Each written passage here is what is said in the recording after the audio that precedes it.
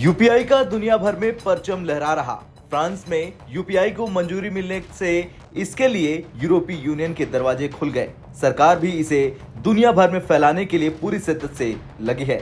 एक तरफ जापान समेत दुनिया के कई देश इसमें दिलचस्पी दिखा रहे हैं, तो वहीं चीन और अमेरिका जैसी सुपर पावर्स इससे डरे हैं।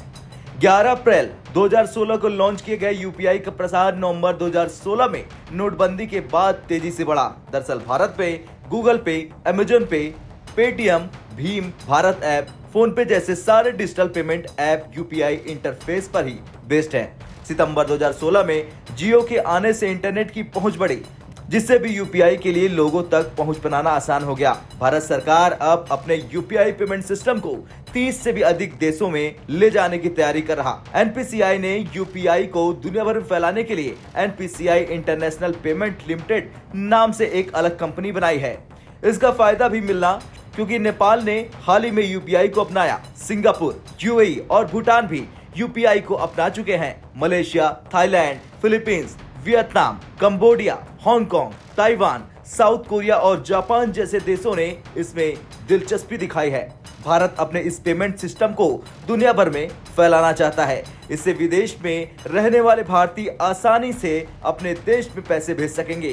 साथ ही विदेश जाने वाले लोगों को भी पैसे खर्च करने की समस्या नहीं होगी और उन्हें करेंसी बदलवाने की जरूरत नहीं होगी। यही नहीं, विदेशों में यूपीआई का इस्तेमाल बढ़ने से भारत का आर्थिक दबदबा भी बढ़ेगा। यही वजह है कि सरकार और आरबीआई ने यूपीआई को इंटरनेशनल नंबरों से भी ऑपरेट करने की सुविधा दी है। लेकिन यूपीआई का दबदबा बढ़ने से अमेरिका में चिंता बढ़ गई। दरअसल अमेरिका ने हमेशा से फाइनेंशियल जगत की अगुवाई की। दिग्गज टेक कंपनी गूगल ने भी अमेरिका में यूपीआई को अपनाने या वैसी ही टेक्नोलॉजी विकसित करने की मांग की है। हालांकि अमेरिका के पास स्विफ्ट जैसा इंटरनेशनल पेमेंट सिस्टम है। फाइनेंस के अलावा टेक और आईटी में भी अमेरिका की तूती बोलती है। ऐसे में यूपीआई से अमेरिका परेशान है। अमेरिका पर भी इसे अपनाने का दबाव बढ़ सकता है, जिससे उसे भी यूपीआई को अनुमति देनी पड़ सकती है।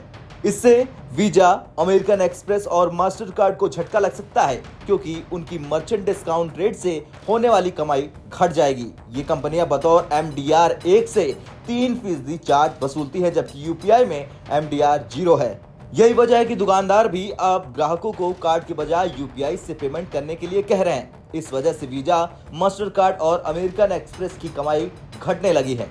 यहाँ तक कि अब तो क्रेडिट कार्ड से भी यूपीआई के जरिए पेमेंट की सुविधा हो गई है। ऐसे में इन कंपनियों के लिए यूपीआई एक बड़ी चुनौती बनकर खड़ा हो गया है। वैसे भी जिस तरह दुनिया भर में यूपीआई को अपनाया जा रहा, उससे आने वाले दिनों में इन कंपनियों की दुकान पर ताला लग सकता है। ब्यूरो रिपोर्ट, भारत तक।